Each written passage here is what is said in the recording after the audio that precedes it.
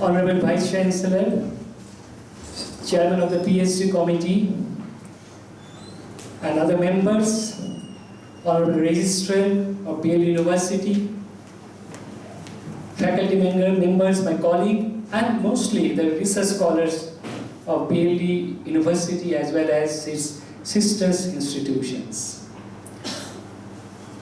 It's my great privilege to introduce two of the stalwarts who has actually made the world changing scenario in sciences. Definitely their impact in the human being as a mankind is immense. I'm not introducing a professor of pulmonology or professor of neurosurgery. I'm introducing two human beings whom I know personally since a long period of time. Professor Gustavo Zubieta Jan. I know his father, Senior Gustavo Castillo, and his immense contribution when I read during my research works on hypoxia biology, I understood very well that a different concept exists in the world, and that is in other side of the hemisphere. So that's made me really puzzled, and I asked his father, late Professor Gustavo, that how did it happen and why your concept and your ideal is quite different than the textbook which we read in Guyton. He has answered that until you do the work and stay in that environment and work with the people and stay in a normal life, in a normal environment, you will not be able to do. And he has first time he told me one thing in his email, that it is actually the concept and idea developed when you work. I know it personally you feel it. Later when I met Junior Gustavo, my good friend, I realized as to how he has been made and molded. Professor Gustavo Zubieta is an outstanding physician and extraordinary brilliant engineer. You appreciate, and here is a visiting professor of medicine, he has come, but practically he is a biomedical engineer, devises his own instruments by his own laboratory. His laboratories, most of the instruments are devised and prepared by himself. He has developed the world's highest altitude pyramid lab, which has actually been brought to the notice by the Defense Institute of Physiology and Allied Sciences in our country. Even in 2 weeks back when I was in Delhi, Director Dr. Bhuvanesh Kumar was actually asking me, what do you think, Professor Daj, whether it is possible that we can go and work with Professor Gustavo? And I told him, convey the message to him. So that is the stature of an individual, his identity. So this is a unique laboratory in the high altitude he has developed, and he has established his own empire through his father, who he has inherited, made a shape to the most modern advancement of sciences. And very unique thing is that not only he has developed the technology, but support his research, new theory, laws, supported by the pure conception of the physics and mathematics. That is a wonder of him, that why we need the basic sciences for going in depth of any knowledge. He has proved it. He has also uniquely made, with the support of his daughter, a high altitude museum in La Paz, in his institute. That is the only one such laboratory, such museum exists in the world, that he has commanded. His concept is actually fascinating like anything. There's a reason I think the CNN is chasing you. Sanjay Gupta is changing the life. He has taken an interview, in a video interview in CNN on Professor Gustavo. You can see it in the Google. You can see that why he's so fascinating. His concept and his interview is taken by Discovery channels. So the man is not only a professor of medicine, but also a unique human being who has emboldened the science, aspired the people to think in a different way, and definitely a courage to tell exactly what should be the truth. For that reason, I think that you have instituted science, honor, and truth. So, my dear colleague, here I present Dr. Gustavo Zubieta.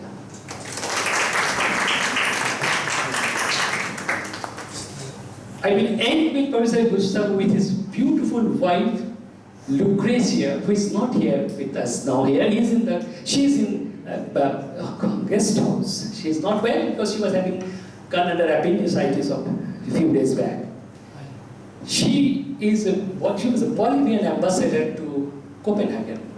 She is a diplomat, retired, and also she took up the look after all other well-being of the institutes, and the two beautiful daughter, and one is here, Rafaela.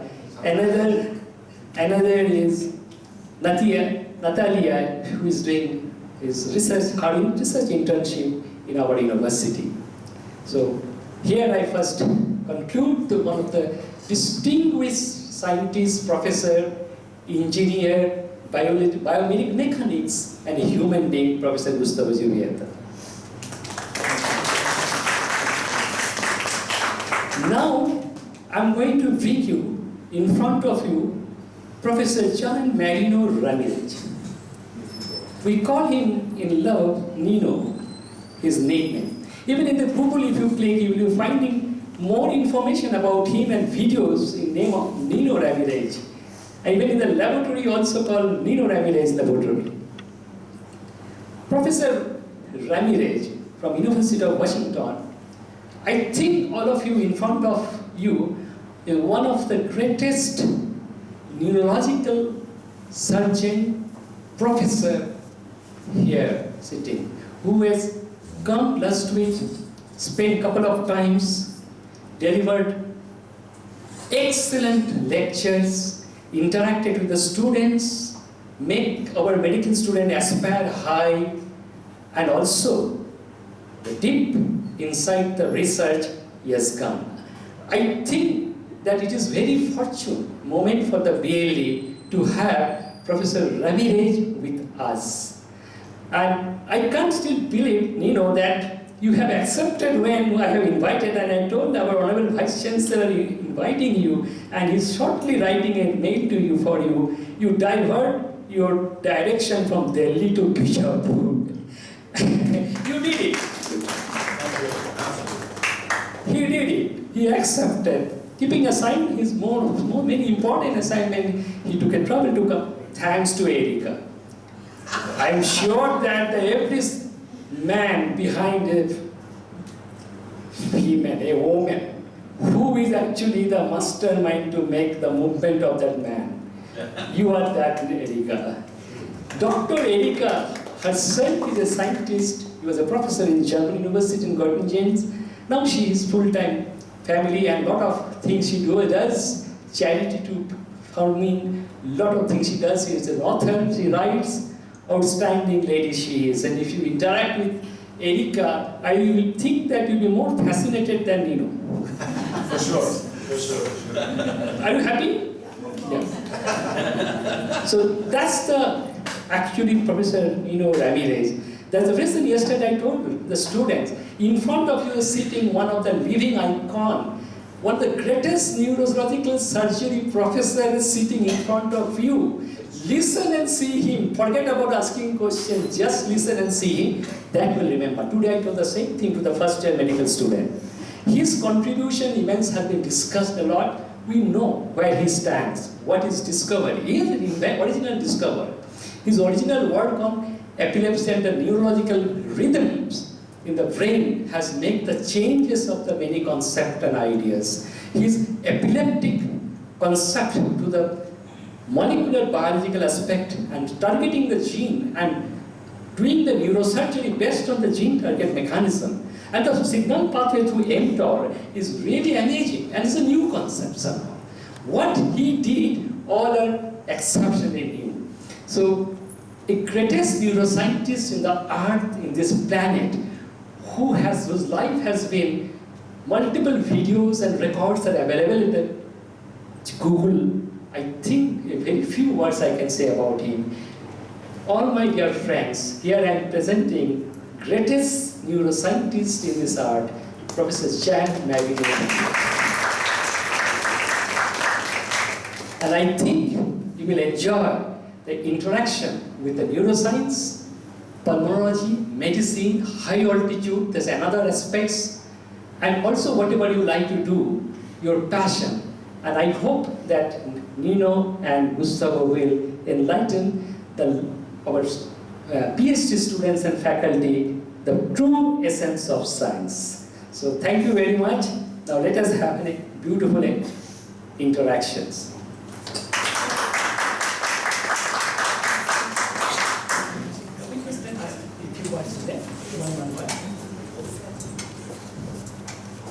Can I start taking over the microphone right away? Yeah, yes, it is your Gustavo, thank you so much for the nice words that you have given to Gustavo and myself. And I have to say, you know, this praise, Gustavo is unfortunately wrong. And it's not me who made all these discoveries, it's my team. And really, it's my people in the lab. And I think, yes, clap to my people. And I think what distinguishes is a great scientist and someone who's not so great is how much you are able to work with your team. And really what it is a lot to do with respect. You know, like if you know how intelligent your people are and how much they work, you can mobilize this force. And in the end, you form a team that is like 10 times better than each individual of your team, and then 100 times better than myself. So I really am grateful all the time for the work of my people. And the mTOR pathway, for example, was a great work done by Reda Mirza, who is a human geneticist. She's actually from Iran. She's the Arab background and an amazing human geneticist and works very hard and is also extremely talented and creative. And I think really we have to thank all the people that are so creative, and I feel every day blessed to be able to work with so many amazing people. So I think for a scientist, there's nothing nicer than being a scientist because you only work with incredibly intelligent people that I never have to put effort in to motivate them. I just have to collect these incredibly great ideas. So I think I want to thank in the same way you people, because I've seen Kusada in his lab, and there is so much wonderful atmosphere of collaboration that I know exactly Kusada has the same trick in mind that I have to form teams and be kind of grateful for what you all do. So.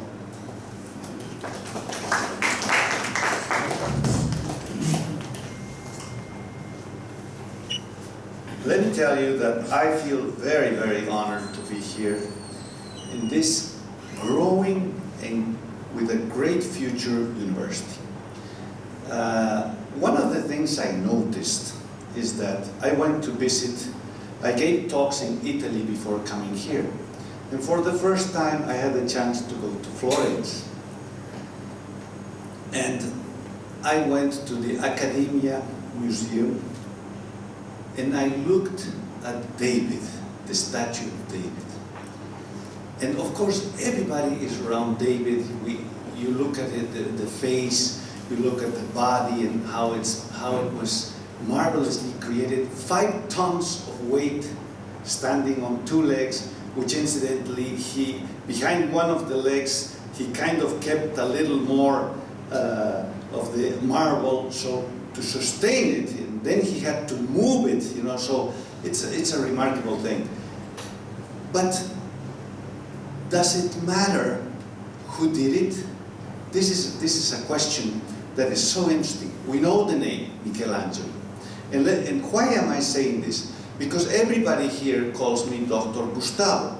Now Gustavo is my first name, and obviously it's easier for you to remember that name. But my last name is Zubieta, and that's my father's last name, and my mother's last name is Calleja. And sometimes I'm called Calleja, which is my mother's last name, which we don't normally use. We have to use Zubieta Calleja. So I'm thankful to Professor Cusaldas that he has mentioned my full name for the first time. But you know, I realized, and I was telling you about the statue in Michelangelo, names don't matter. And when after you see the statue of Michelangelo, there's a bust that they had taken the face of Michelangelo. And you go and look at him, and actually, nobody is looking at Michelangelo. Because the way one looks, one's name is not important. It is what you do. It's the statue that counts. So, in science, it doesn't matter who you are, what your name is, how you look. It matters what you do. And so, my father, and I'm very thankful to Professor Biradar and Professor Cusaldas, because we have joined our enthusiasm for science in a very unique way. We are blending together, and with Nino, we are blending, and I know these are seeds for great, beautiful fruit-producing science fruits in time. So I am really, really excited to be working with you. I want to transmit to you the teachings of my father. You see, he was always questioning absolutely everything. By the way, you know, I went yesterday, and I want to thank you. I had some cerumen in my ear, and I wasn't listening very well. So I asked Professor Cusaldas, what can I do? And he sent me to ear, ET, no? Ear, nose, and throat, ENT. And they were very kind, and they, of course, when this happens, you clear up, and it's so beautiful to be. It's not that you're getting old, it's that you can't hear because you have a plug. But I asked them, you know, there's a tinnitus. Tinnitus when the cerumen is lying against the membrane, the tympanic membrane. And I asked them, why? Why does it sound? Because it sounds ding when there's cerumen. And of course I've had this, just in this trip, because I changed the humidity, and that sort of made the problem a little more acute. I have it from time to time, of course. But the tinnitus, you see, why the tinnitus? If you have sound by vibration of a membrane, okay? So for the membrane to vibrate and to transmit sound through the three bones in the ear, it needs to vibrate at a certain frequency. But if you have cerumen, actually it's not vibrating. So I asked the professors there, why? Nobody had asked why. And of course, in Bolivia, I went to the otorrinolaryngologist, why is there tinnitus? Nobody thought. But that's the school of my father. He's always asking why. Why? What's the physical explanation for this phenomenon? Because it's all physics. It's physics mixed with biology. And so my education with my father, whom I salute every day, because he was truly a magnificent man. Magnificent, extraordinary. He was born in a town, in a very poor town, in very, very poor conditions, in a town in Oruro, in Bolivia. And from there, having a very primitive education in a very primitive school, his mother was a teacher. He evolved, and then one day after he finished school, he said, I want to study medicine. But at the time, they were giving him a job as a teacher, and his mother told him, oh, don't do that, stay, you have a job, you know, they want to pay you. He said, no, I go to medical school.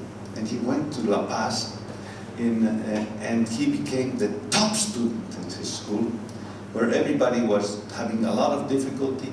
He was very passionate, and immediately, while he was a student, he became assistant in the physiology department, and became in practices assistant, and very fast he evolved to be a professor of physiology, and he was there 28 years as a professor of physiology at the Universidad Mayor de San Andrés.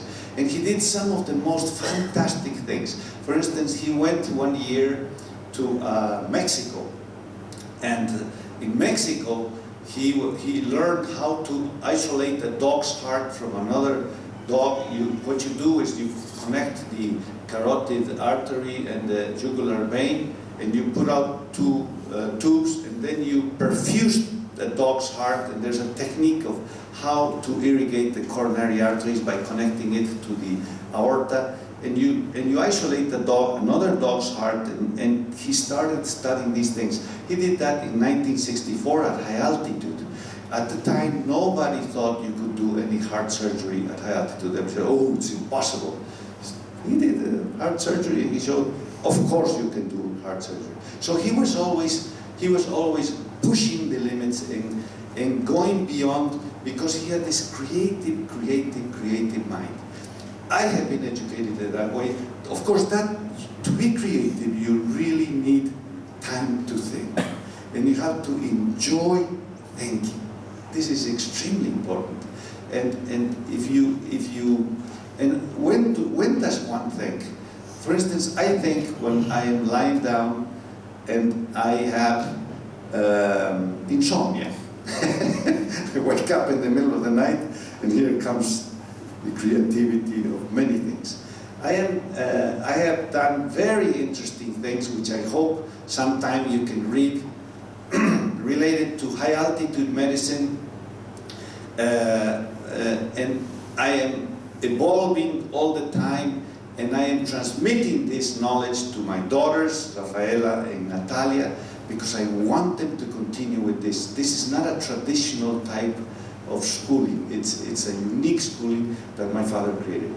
As he finished medical school, he became professor of physiology, and we traveled all over the world with him. His science took him all around. And you know, when he was about 40 years old, or no, maybe 35 years old, he realized, because you have to be a visionary in life. Visionary means you have to see further than anyone what will come.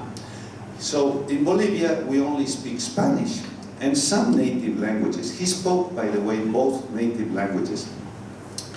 But he immediately realized, I need to learn English. But nobody in Bolivia knew English. So he bought a big radio that had, at that time, you know, those large tube radios, and he moved the scale, and there was the BBC, London BBC. And every day from 7 to 8, I remember I was a child, he would tune the radio, and he bought a little recorder, those tape recorders, old tape recorders. He would record the English lessons, and that changed his life, because he learned English. And then a group from Tulane University, am I being too long? Am I going too long? A group from Tulane University came to La Paz, and they said, we need somebody to help us go around, do a nutrition survey. Nobody knew English but my father. And of course, he was assigned, by the way, he was a military doctor also. And so he was assigned, he took the group, and when all the study finished, the professor from Tulane biochemistry department said, Gustavo, you have to come to the United States. And in short time, he was in the United States at Tulane University and became a visiting professor at Tulane University, and that changed the course of our lives.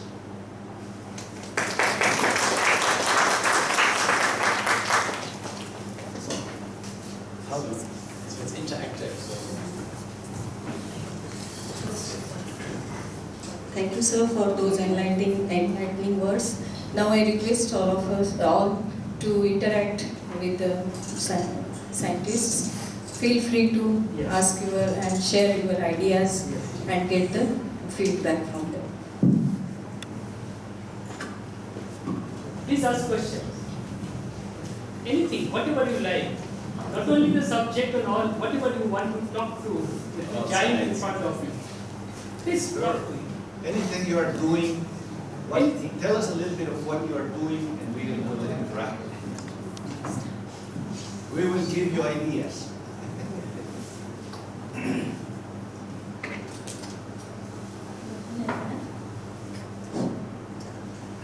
I'm Dr. Zubieta Jan, Assistant Professor in Department of Biochemistry, and I'm also a PhD scholar. My area of research is diabetes, especially diabetic nephropathy. I think yesterday I interacted with this angiogenesis in diabetic nephropathy. When I had come to my department, I spoke about this. So you look at the molecular biology? Yeah, molecular mechanisms involved in the pathogenesis of diabetic nephropathy, especially the early stage of diabetic nephropathy. VEGF-A and angiotensin 1 and 2. That's very interesting. Yeah. VEGF, sir, vascular endothelial growth Yeah. factor. her work is mainly on the during the diabetes, how it impact on the kidney, specifically whether certain markers can predict it in early, the diabetes might already occur, but whether it can lead to the renal failure, that can be predicted in advance by angiopoietin 1 and angiopoietin 2, which is antagonists to each other. Her work on that way, to find out both the expressions as well as both the quantifications of these, or any type of mutations taken place. So you use this as a biomarker to Yes. For early identify? diagnosis. Wow, that's very interesting. Yeah, I was very impressed at kind of how close the biochemistry department works with the clinical problems in this country, and basically how you can develop new biomarkers. And I think that's one of the goals that we all have, is how can we detect the disease before it's too late. And so this is one of the markers. So fantastic. Cool. Do you interact with the clinicians also? Yes, she Like- Yes, sir, we take. she's having one nephrologist, one of our mentor.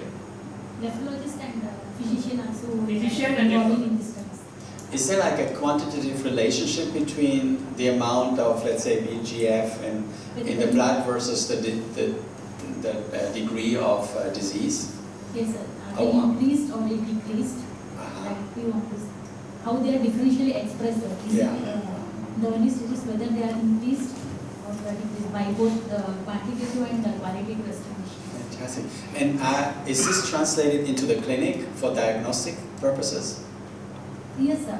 Diagnosis, and also we can use for the treatment purpose, sir. Mm-hmm. Like if VEGF is increased, suppose, then anti-VEGF-A antibody we can give as a treatment, Fantastic. so that we can prevent the development or the progression of the diabetes. Wonderful. Yeah. You know, it's actually one of the biggest tasks for us PhD scientists to translate our ideas into the clinic and vice versa. And there are not so many examples. There's often a barrier between the basic scientists and so I'm very impressed that your biochemistry department is working so closely. And so the department you work with is general medicine or? General medicine, nephrology, and ours biochemistry. Fantastic. Do you also characterize the neuropathic problems associated with diabetes or? No, we are concentrating on nephropathies. Yeah, mainly the kidney. Okay. But there's a possibility on her part that HIP1 alpha pathway, they're actually suspecting that whether it has certain role on playing a certain role or not. Because the diabetic pathway through the AKT, that is the mTOR also. Oh, okay, they were big. Yeah, it's a common pathway. So if HIP1 alpha goes, whether there is a signal transaction takes place, that is actually the kind of aspect to going to the conclusion. That's what she's thinking in that way. Wonderful. Wow. So you're a PI, basically a principal investigator. Do you work with undergraduates also and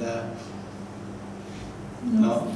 Okay. This is I'm taking this project as a PhD scholar. Ah, okay. She's Okay. a big PhD.